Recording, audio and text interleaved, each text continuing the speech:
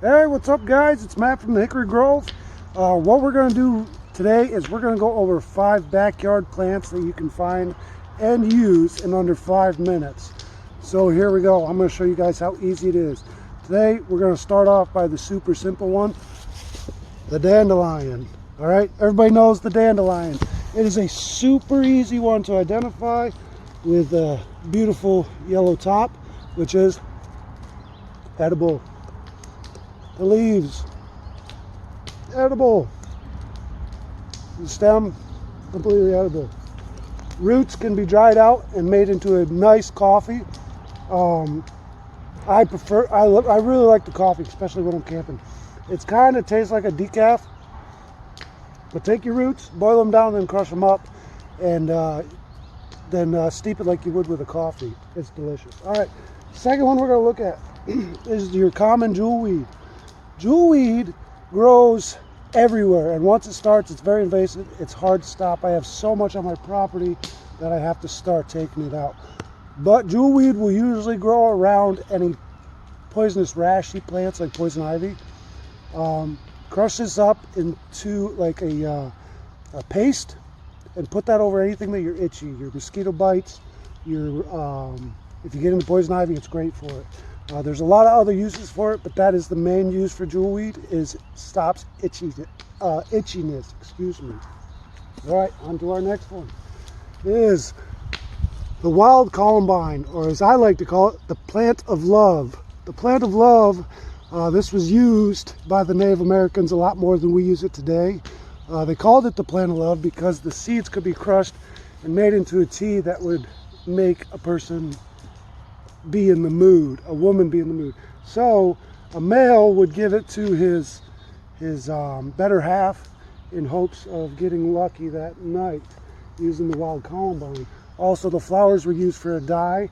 The root system is a diuretic, so it helps with stomach issues and such like that. Now, speaking of the love plant, its cousin, not even like cousin in the terms of they're related as plants, but in the fact that the natives use these also for love, is the Salmon seal. Salmon seal is really easy to identify. Let me just pluck one out. You can see its leaf pattern. We've all kind of seen that in the religious sense, but underneath you'll see these little nodes. If you guys can see them, they're coming out. When they get bigger, they look like little mini potatoes, but this plant is used a lot for teas and stuff like that. Its stalk and stem and roots can be used as astringent, so that's a pretty cool little use for it also. But yeah, that's Salmon seal. I forgot to identify this one real quick, or how to identify it. So the wild columbine has these droopy bell-like flowers and these cool looking leaves. Let me see if I can get some. So the leaves kind of look like this, like 4-fingered hands, kind of, you know. But the droopy red bell leaves are what you really want to use to identify those with. Okay, so we've done dandelions, we've done columbine, salmon seal, and we've done jewelweed. So we have time for one more. So it's going to be right here. We're going to pick an easy one, the cleaver plant.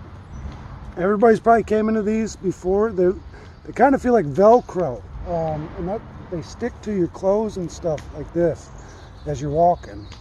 So they're pretty easy to identify, the cleaver.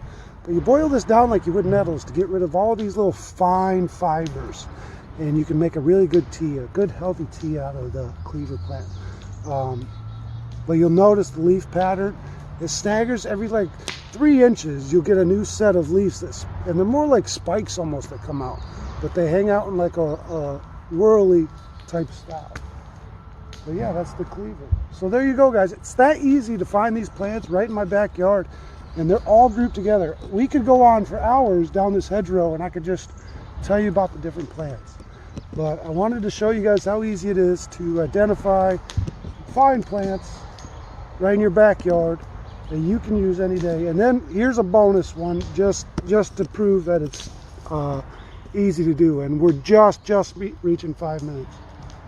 The mustard garlic right there. There you go, guys. Take it easy.